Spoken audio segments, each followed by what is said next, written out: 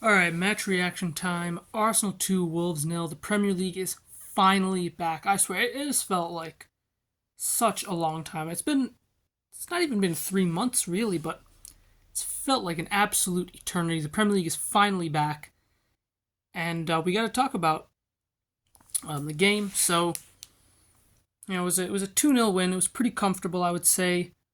There were no real issues, I think.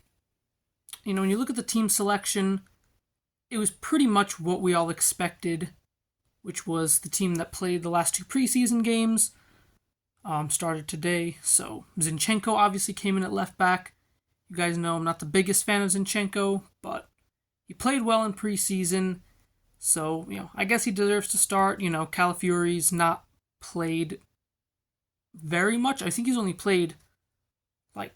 he's only played half a game, I think, in preseason because he missed Bologna's entire training camp for to actually come sign for Arsenal. So it made sense to not kind of throw him in the deep end. And Zinchenko was okay today. He was positionally, I think he was out of position a few times. Again, you know what you're going to get from Zinchenko. He's not very physical. In the air, he's not very good. But on the ball, he does bring a lot of really, really special qualities. I think his passing today, the way that he can kind of dictate the play from left back is really special. So I thought he was quite decent today, and I think everyone else was okay. I think the front line looked very kind of boring, a little bit rusty. When you look at players like Saka, obviously had a very good game today, but he hasn't really played a lot. Took him a bit to get up to speed, but when he did, he was absolutely incredible. That cross, by the way, that he put in for Havertz, absolutely world class. I mean, I'm so sick and tired of these kind of conversations about Saka being not world class. I mean, how can anyone say that anymore? Like, how actually, if you have a brain, how can you say that Saka is not world class anymore? I mean, he is putting in these incredible world class performances pretty much every single week, 2-3 years in a row now. So for me, that is the end of the conversations. There can be no more conversations as to whether or not Saka is a world class player. What a ball for Havertz. Havertz at it again.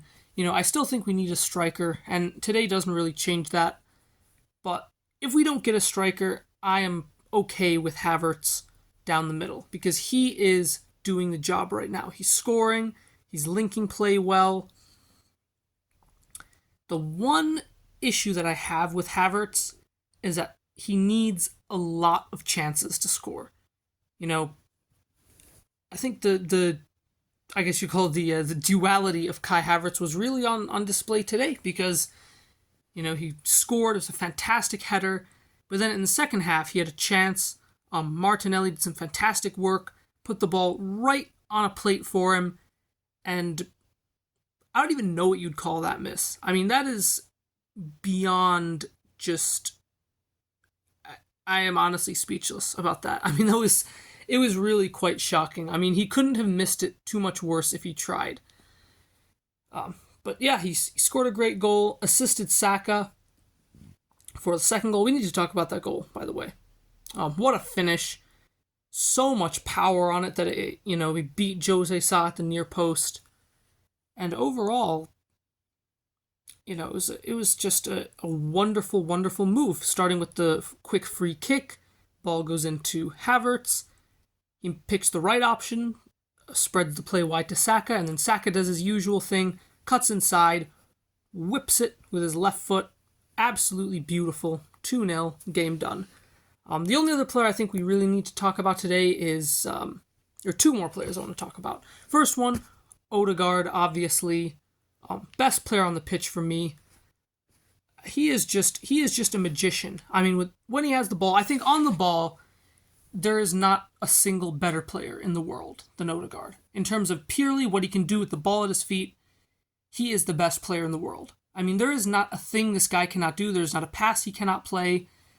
He basically does everything that you would want an attacking midfielder to do. He keeps possession, he can play safe, he can play simple, but he can also really unlock a defense. So just had to get a quick word in on Odegaard because he is simply sensational.